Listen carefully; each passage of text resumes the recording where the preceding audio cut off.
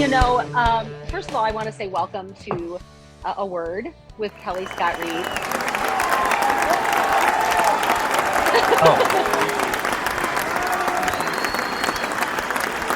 The look at the audience is like humble.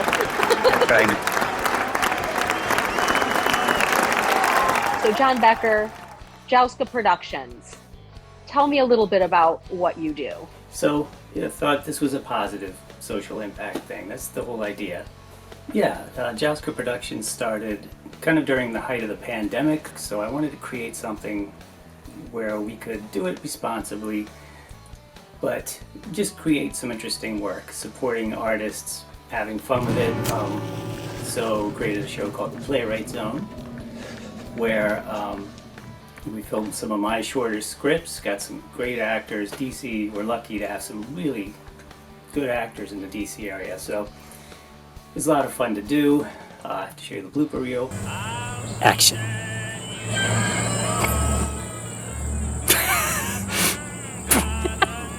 You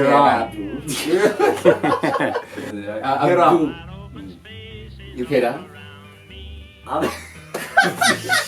We got it. And we have the panic room, which is where I take a left-wing person and a right-wing person, ask them two edgy questions, and let them respond, and then let them react to each other. The idea being to find common ground, because there's just so much weird nastiness online, and people get so tribal and primitive. The problem we have today is that we really don't listen to each other. Mr. President, you would have been much later, Jim. God. Listen. More regulations on gun ownership. This is a tough one for me. There's a lot of pushback with regard to transgender Exceptions really shouldn't make the rule. Life is just a bowl of cherries. The other one is Eugene Cheese Gets It Wrong, where an actress friend of mine, Tia Shearer Bassett, great. You would love her. We're gonna be your new. So it's a way of making kids laugh while learning. Another positive social impact thing. That one I'm very glad. It's actually playing at Doctor's Hospital in DC. So they show it in the rooms of sick kids. We're hoping to expand that. And so we're really happy with that one.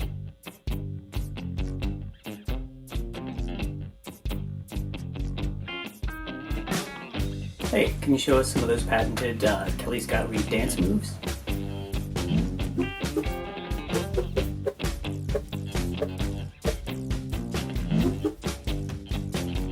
When did you first begin writing plays? Like what? Because you write as a child and you get these, you go to plays. But what made you decide that was, you do also write, but where was your main mode of communication creatively? Well, for one thing, almost everything you're asking me has kind of a weird story attached to it. Let me know if I'm throwing it too weird story. But, yeah. That's what I want. I want weird stories. Originally, like your husband, I was playing music. It was going well. The live gigs were going well. We got a good review in a publication that a lot of the big acts read when they go through town. So it was getting better and better. And then a guy, one of the venues that we played at, this guy knew another person who had a production company. They arranged a tour. They wanted us to go on tour, I think, with another opening act. And it was like, wow, this is what we worked for the last few years. This is what all the struggle was for. This is great. We'll be playing to thousands of people every night. So I called the singer, and he said, I was in an asylum over the weekend. Oh, no. Really? Asylum? Isn't that a word from the 1920s? What? This is what we worked for. I said, I can't do it. He was having mental health issues, and everything just kind of fell apart from there. I was always interested in writing, theater. I wrote the songs for the band. I thought, I'm going to try to write a play. I'm going to learn how to do this, read up on it a little bit, and try to do it. The first one I did was accepted. It was done for a reading. And I was just hooked. Because that way I didn't have to rely on other people so much. It was just something, at least I could control what I was creating. It's not that different from playing live music. It's still stage, it's still getting your ideas out there in a way that you hope people will find. We just kind of change the room. It's interesting, it's still a stage that you're writing for. It's the best. Very cool. Yeah, when I met Rob, 23 years ago, I knew the band and everything, but when there was a point where they were like, oh, this is the tipping point of whether we go out on tour, similar thing, or we do our day jobs. And it wound up being day jobs. So, and they just do it for fun, and it's still great. But I don't know. He's not big into the spotlight, even though he's in it. He doesn't love it. Are you crazy? I would love that. I wanted to be an actress. I wanted to act, and I've done voice work and some stuff. But that's what I wanted to do. So why don't you continue to do it? Maybe your kids are grown now, maybe you have more time. I'm just curious why you left it. Yeah, I don't know. I couldn't tell you. The crowd's booing, Kelly. Rochester. Crowd's booing. I don't like it. Rochester, New York. It's like, I don't know why. I couldn't give you a solid answer. I am a person who, once a decision is made in a direction, I'm in that direction and I don't look back. I've done little things. I worked with the artist David Coles. I don't know if you've heard of him, but he used to do, if you ever got Entertainment Weekly, the magazine, do you remember the caricatures that were done in like geometric shapes by any chance? If you look up David Coles, you'll recognize it. It was a big deal. Oh, okay. He's from Rochester, and I was his assistant for a number of years. And he would have me do he did cartoons for the internet. And I would do all the voices for the female voices for his cartoon. Well, you know what you have to do now, don't you? Now to hear one of these voices. I did bubbly, buxom secretary. That when the guy walked in, who was the investigator, she's like, "Oh my God, here you are!" And I would just do like this, really, hi, bye. Oh my God, he's so psychic, stuff like that, like really, like dumb. Kind of Valley Girl. Yes, that kind of thing. I done. It's probably inappropriate because I was the only actress, so I had to do different accents. So I would stay away from those 20 years later.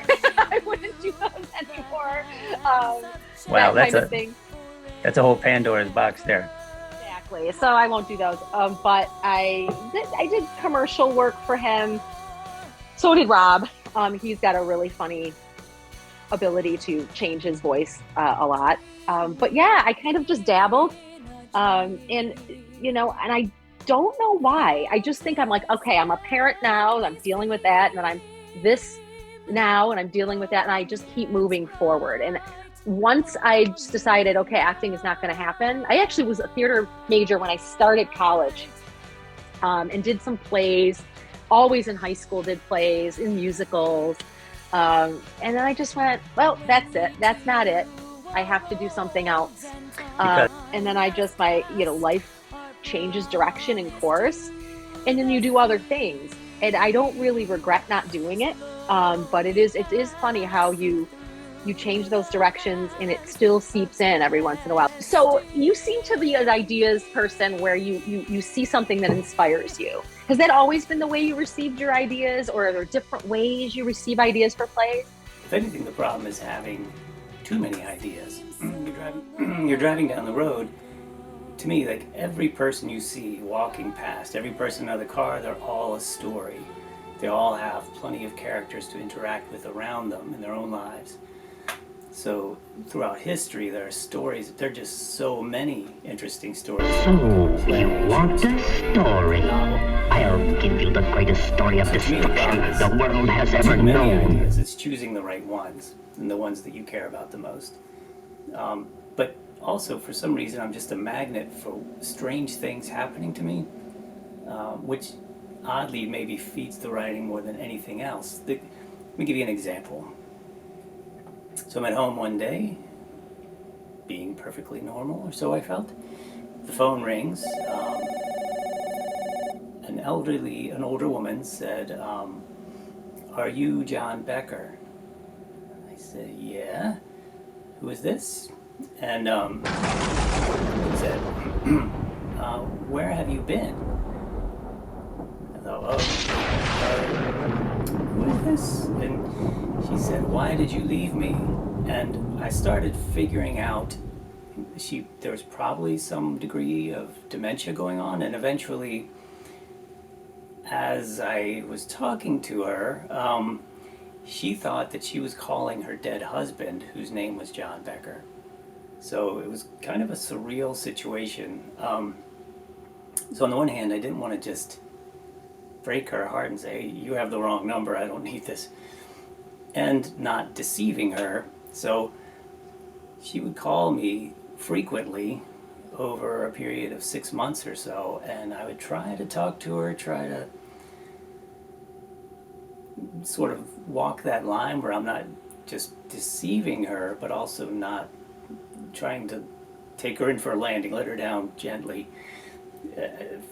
Very odd situation, but kind of funny, kind of sad, kind of tragic, kind of moving, all at the same time. So things like that happen to me a lot. So I don't know why. I have way too many of those kind of bizarre stories for one human to have. Way too many. But that's just one of them. And eventually I may turn that into a short story, play, film it for the series. The playwrights own something. So we are very similar in that way. And we've talked before about like weird things. A very different, but almost the same thing happened to me. My husband's father passed away in October. It was the Father's Day in June. So October he passes, Father's Day, June. I'm sitting in the house doing stuff. Phone rings. I pick up the phone. "Hi, Kel." "Hi, who's this?" "It's Dad." Now, it's not my dad. I know my dad's voice. And I go, "Dad?" He goes, "Yes, Rob's dad." And I go, and I just kind of stood there. I didn't know what to say. I go, "I think you might have the wrong number."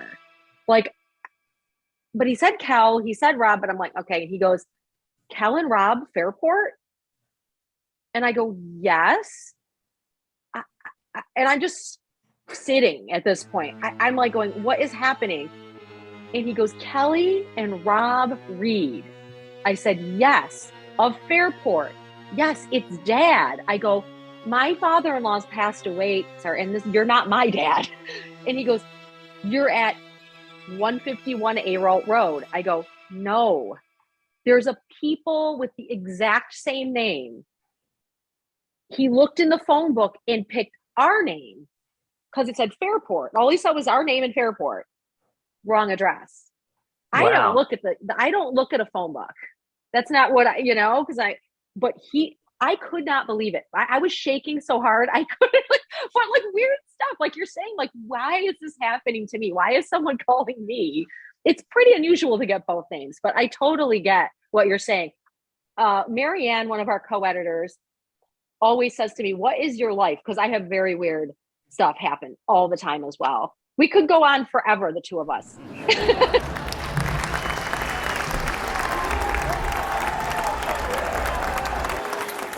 So are there any plays that you've been involved in or projects in general that you felt, this is just great, this just checks off every box for me?